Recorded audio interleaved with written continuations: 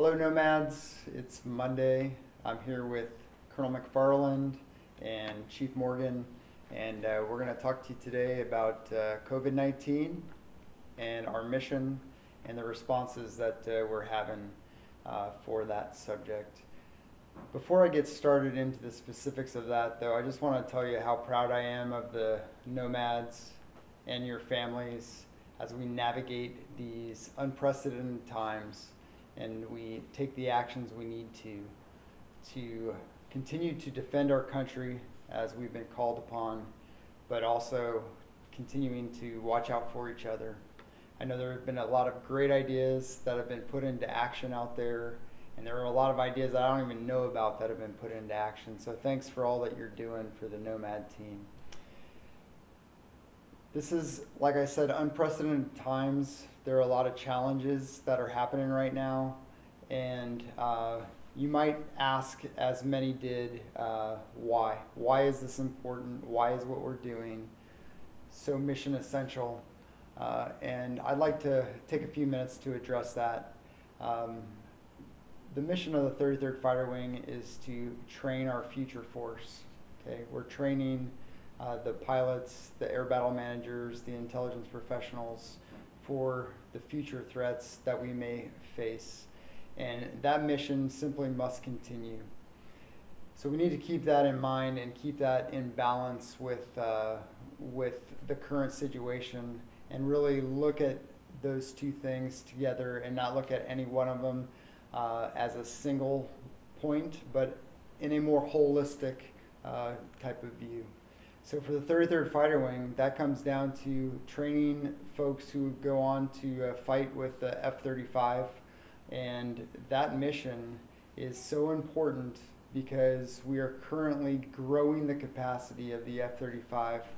And the threats that are out there that we have to face off against are actually looking at opportunities, as they always have, in order to exploit this situation or to take advantage of the opportunities they have to weaken our nation.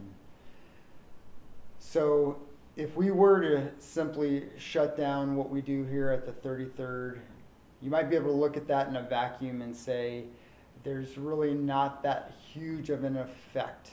But you have to look at this holistically. All other bases are facing the exact same situation as we are in terms of the general where we fit into our response.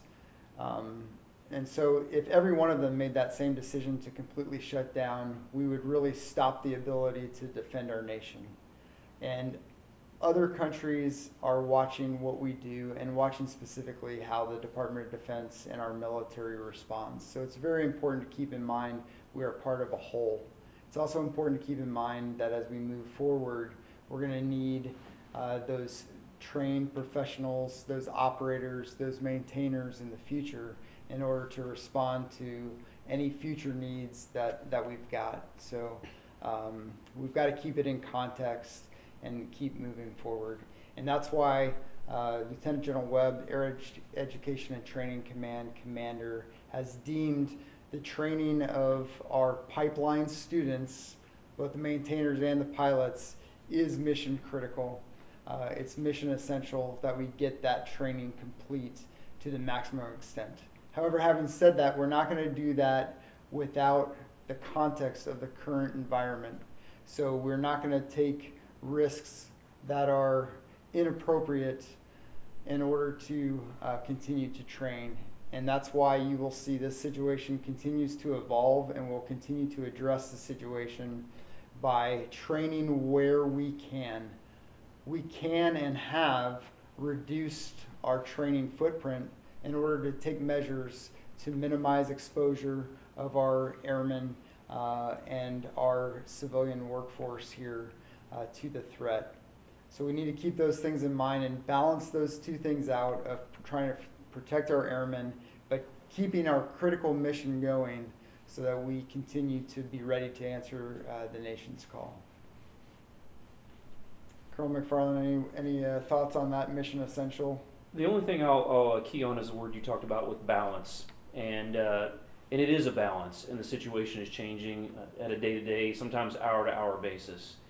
As Team Eglin and the 33rd Fighter Wing have looked to how we can continue to operate within the structure of the current environment, the team's come up with basically a three-tiered approach to the mission here. First is sustaining the absolute critical requirements of the base. That's Tier 1.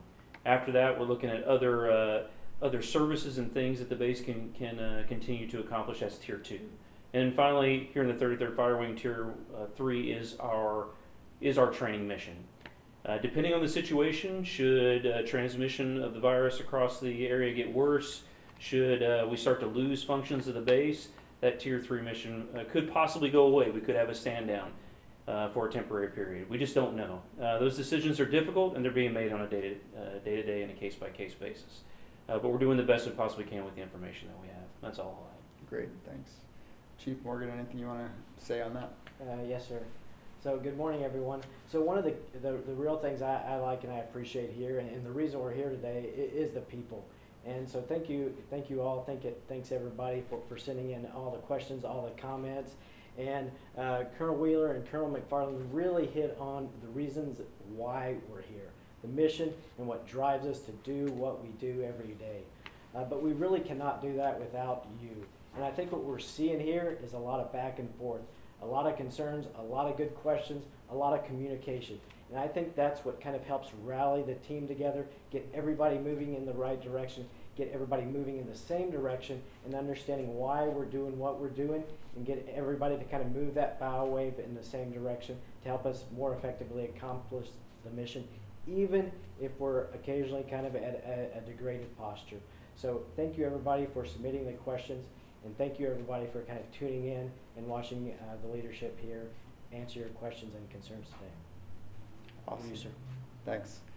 So speaking of the questions, thanks for reaching out. We received almost 60 questions, and those questions were very broad-reaching, many different categories, and it's going to be impossible to address every specific question in turn in this forum. I don't think anybody would be with me if we tried to make that happen. So what we decided to do is just look at what were the common themes from the questions and try to address those with you. And one of the themes that came out right from the very beginning of this, and with most of the questions that were asked, is this mission essential. So we talked about why we feel that the training mission is essential, but what exactly does mission essential need? And I'll be the first to admit to you, this is a little bit different than the way we've treated it in the context of other things, whether that be in combat operations or whether that be for something like a hurricane evacuation.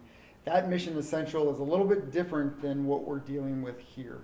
So the point I want to make on mission essential is that being mission essential needs to be understood down to the individual level. So if you have a question in your mind as to when and who is considered mission essential, then that needs to be clarified, and you should be able to do that through your supervision.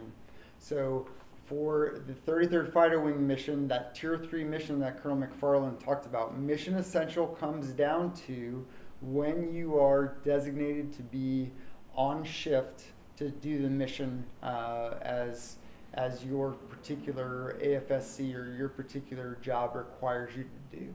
So when you're being told to come on shift, that is a time when you are mission essential. When you are not required to be on shift for your job, so when I say mission essential, I'm really making a distinction here with whether or not you are having to come to work. So that's going to be the way we define that for the purposes of this discussion. When you are not required to come to work to do your job, that doesn't mean your part of the mission is not important if you're doing it through telework or something like that. But that term mission essential won't be applied to you, because we're going to use that as a distinction for whether or not you need to come on base and you need to come to work. So if you're not in a mission essential status, then you should not be coming to work. However, there are other reasons you might need to come on base, and I will emphasize for you, you can still come on base as long as it's for official duty. And there is guidance that's gone out as to what exactly that means. But to sum it up, when you're going to take care of your health care needs, such as medical appointments, filling prescriptions at the pharmacy, or you're coming to get sustenance, i.e. coming in for food, either at the commissary or the shop at, those sorts of basic life needs, those are still considered official business, and you are allowed to come on base in order to do that. So that's the distinction between mission essential and the official business, and those are times where you can come on base. The installation commander, General Kane, has indicated if you're not coming on base for one of those two reasons, then really you should avoid coming on base, and that's to limit the amount of social interaction that we're having here, and also to protect our population here on base. Anything to add on that? Along those lines, there were a couple questions regarding the 33rd Fighter Wing mission essential status versus maybe over the 96th Test Wing on main side, things of that nature. So one of the questions highlighted, well, if on Tuesday, which we heard from General Kane in his last town hall, this coming Tuesday, the 96th Test Wing will go to mission essential status only. What is the 33rd Fighter Wing's plan? Well, Colonel Wheeler just highlighted the plan there, and just realized we've been doing that for a little bit over a week now by this point. So maintaining those shift schedules, maintaining pods inside of that, that's how we're going to operate as a 33rd Fighter Wing and how we have been operating to ensure we're meeting that mission essential requirement. Awesome. Anything to add on that, Chief Morgan?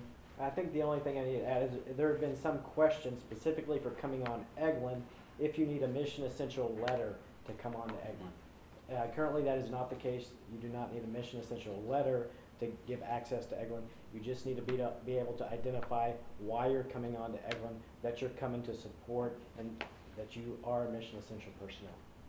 That's it. Great. And just one more point of emphasis there. If you don't know whether or not you're a mission essential, then you need to make sure that you talk to your supervisor and ask that question and understand when you're mission essential and when that status applies to you. So please clear that up with your supervisor. The next thing I'll talk about is several questions that we had related to what are the things we're doing, how can we actually maintain our physical distance in order to isolate, or what are the things that we are doing on base to mitigate the effects of COVID-19. So I want to talk about a couple of the different concepts that have been applied, and I think most people are familiar, but in case you haven't heard about them, one is the utilization of shifts. So we talk about shifts, we talk about trying to isolate our workforce in ways that are time deconflicted. So we have a blue shift and a silver shift, and basically what we're doing with that is we're alternating week to week for those who can and those who are required to because of shift work. So some can do shift work but have to be in to do it. Some can't really do it via shift work, but they can maybe telework and do things that way. So it's just a way of having the people who are at work are going to be on that same shift. So blue shift and silver shift, and you'll go week to week. And the reason we're doing that is in case we have a flare-up of a case or something happens, that we have a better way to isolate and understand who all might have been affected by that positive case. And we can more quickly isolate the individuals who may have been exposed, let them know, and then have them not come into work while we clean or take the next steps in that process.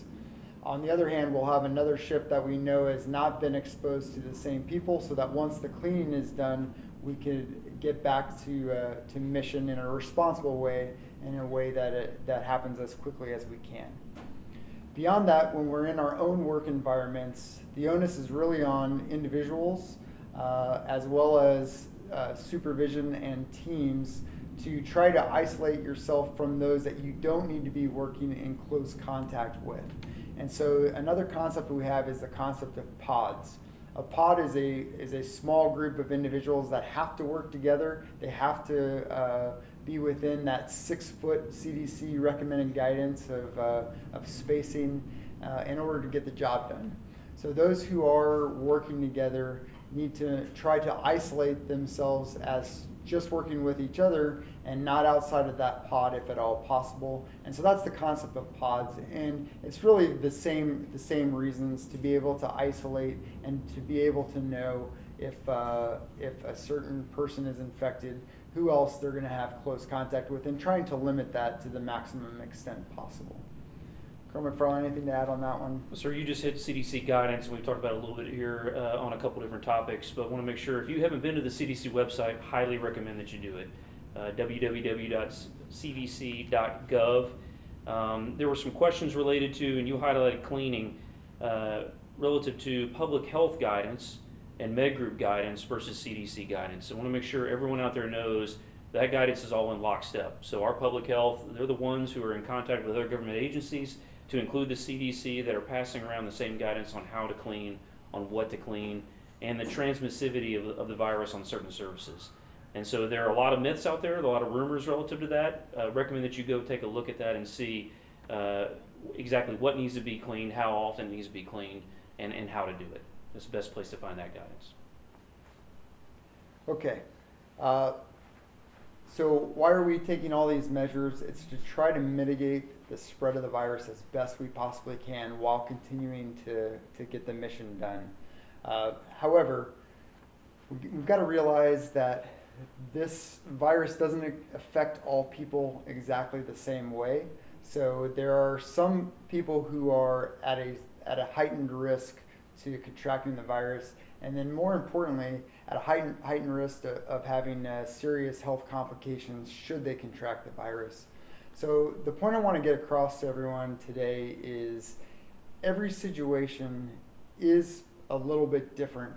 And so I need you to come to your supervision if you have a special circumstance or a special health criteria that applies to you or to your families, because we realize as we continue to do the mission here, your families back home have concerns about if we're going to potentially bring something home from work to the families. So the one thing I tell you right off the start is we are assessing exposure here, and we're doing that every day. We're doing that all the time to minimize the risk as best we possibly can. If you have family members who have some of the high-risk conditions that are mentioned by the CDC on their website, and you have concerns about that, then I need the active duty members to reach out to your supervision and make sure that they know that you have concerns and exactly what that condition is. And what this means is that we're going to have to all work together as a team, because it may be because of that risk condition that we're going to have that person do a different option. So alternate workspace, which may be they're teleworking from home if that's a possibility, or they're just using their home as an alternate duty station, or we have them not doing the job that has them within 6 feet of others down at the unit, and they're isolated in their own office. Or there are a whole lot of ways that we can try to further mitigate, to recognize the fact that not everybody's situation is exactly the same. And so we will implement those steps as well. Please come forward though and let your supervisor know that that condition applies to you. Anything on that one? I think you hit most of it there, sir. I just think everyone out there needs to realize we're all concerned about this. We all understand the concerns. This is unprecedented, as you mentioned before. The country hasn't faced something like this in a very long time. So don't suffer in silence. Don't sit there and think that you've got to come to work on your shift schedule. In accordance with what Colonel Wheeler just described, if you have either you or your family members have conditions that the CDC talks about, make sure that you bring those to your supervisor so we can adjust as appropriately. Yes, sir. I think this is definitely one that is worth repeating, and what Colonel Wheeler is saying is it is a team effort. It is critical that we communicate our concerns within the chain of command, up the chain of command, particularly when it comes to our family members and our people, because this is a team effort. And as long as we keep communicating and these concerns about the health of our families, remember, protecting our people is our number one priority, and we just have to keep on moving in that direction to make sure we move past this virus and this threat currently. That's it, sir. Great, thanks. So the other thing that has come up through this situation is there are a lot of unknowns. There are a lot of policy questions about how this will affect other parts of your life. And I just want to recognize and admit to you that a lot of those concerns are unsolved at this point. And so it's going to take a lot of work throughout all levels of the government to figure this all out. And what makes it even more difficult is, unlike a hurricane or a disaster where it hits and you kind of know what you're dealing with, this situation is constantly changing, and therefore the policies that we are doing to support the current situation are constantly changing as well. One of the things when we talk about the mission essential nature of what we do that I didn't really touch on in the beginning is the duration question. So we saw this question throughout the 60 questions we received. How long is this going to last? How long is different work shift schedules going to last? How long will the policies be in effect? And the truth of the matter is we really just don't know, because this is the novel coronavirus. This is a new virus. There are a lot of things about this virus that aren't known, and also the way we react to it is changing based on how the situation changes. So I'll just admit to you that policy is not going to remain constant, but we'll try to answer as the situation currently is. There are a couple of policy things that were brought up, such as the PCSs. So one thing I want to let you know is there are exceptions to policy that allow some PCSs. One of those exceptions to policy is the training pipeline. So when we receive students through the training pipeline, that can be via a PCS. In addition, when we complete training, getting that student to their duty location, that is currently an exception to policy that is broadly granted to get the students to where they need to actually do the job. So we're trying not to stack students at any one location, and at least get the students out to where they're going to be performing the job. There are several other policy questions that I know a lot of you have concerns about. Do you want to talk about a couple of those? A few others policy questions asked is how long will we be on certain shifts? What are the effects to some of our class timelines, things of that nature? I think as Colonel Wheeler pointed out, some of these we just don't know. We're just going to have to be flexible, and as the conditions change, we're going to change to meet those conditions as best we possibly can. But we're going to do the best we can to make sure that we're transparent and that we're messaging as much as possible and keeping you all updated anytime those changes come into effect. One other thing I want to talk about just very quickly is, as Colonel Wheeler talked about, the amount of information that's out there, and some of it's good and some of it's not as good. Some of the questions we saw is relative to the number of cases that are showing up inside of the 33rd Fighter Wing, the number of positive cases, the fact that other bases are shutting down while Eglin and the 33rd Fighter Wing are continuing. There's a lot of ways that we can get information out there. Like I said before, some of it's good and some of it's bad, and of course the rumor mill is always active. Just caution you to go to your official sources for information. There's only been one positive case in the 33rd Fighter Wing, and as far as we know, that has not spread based on the procedures that we took. There's also a rumor mill about Hurlburt being closed and Eglin continuing operation. That is not true. So we will continue to provide you the best information we possibly can and keep you updated on the conditions and what we're doing to change in accordance with those conditions. Sounds good. There may have been some concerns about comments being deleted on the 33rd Fighter Wing's Facebook page, and so we just wanted to provide some clarification as far as comments. Our PA team absolutely attempts to answer any questions and concerns that are posted on the page, and so there are occasionally some words that may be used, and Facebook in and of itself screens those words, and so they're not necessarily, those posts are not able to be viewed by everybody. They're only able to be viewed by the PA team and also the poster. So occasionally those posts, not the entire public can see those. And also our PA team, if they have not responded to your post, please just repost that same question, and they will do everything they can to answer that question or concern that you have.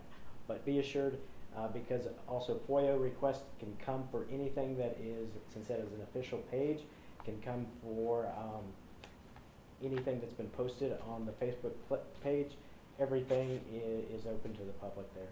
So another question is stimulus checks. I think one concern is please be patient.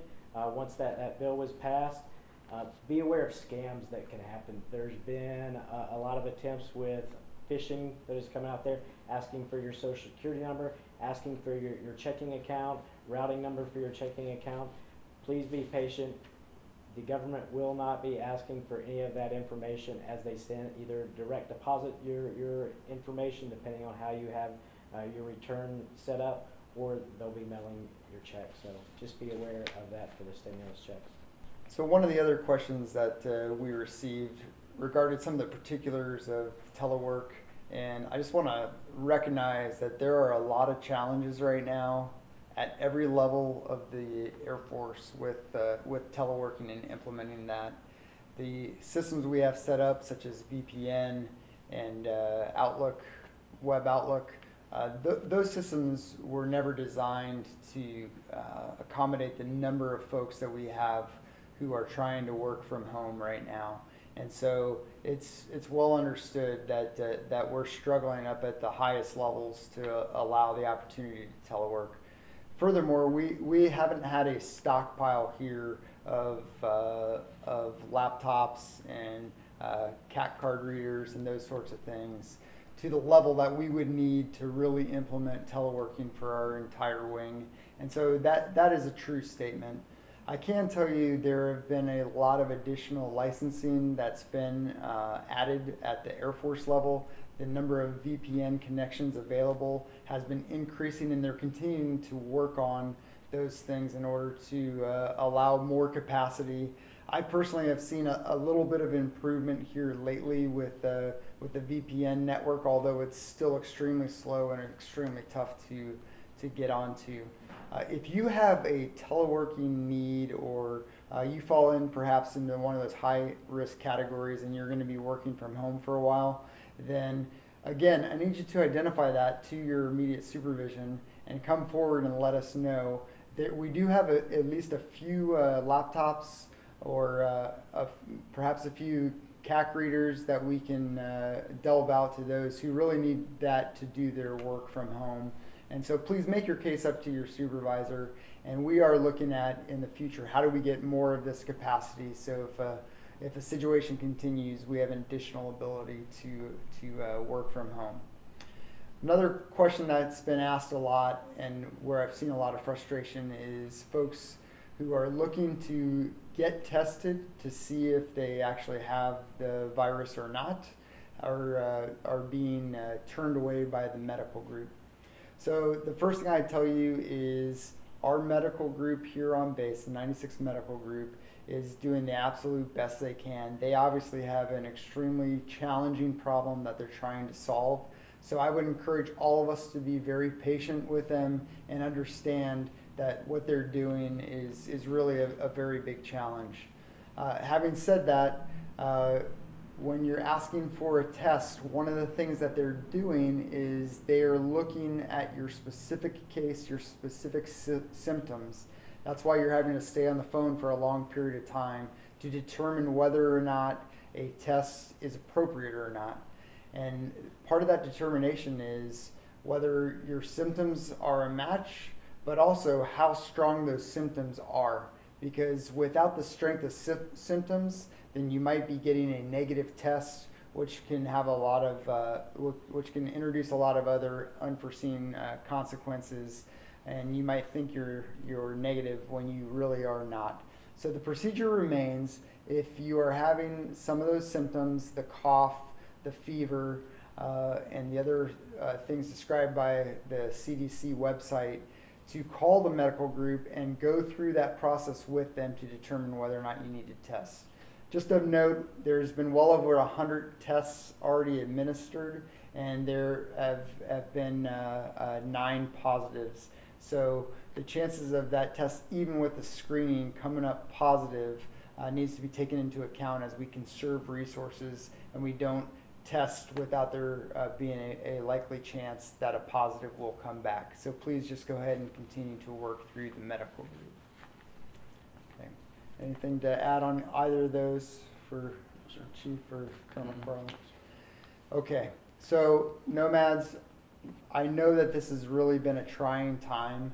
I can assure you that your leadership team is making every effort to assess the situation as it is.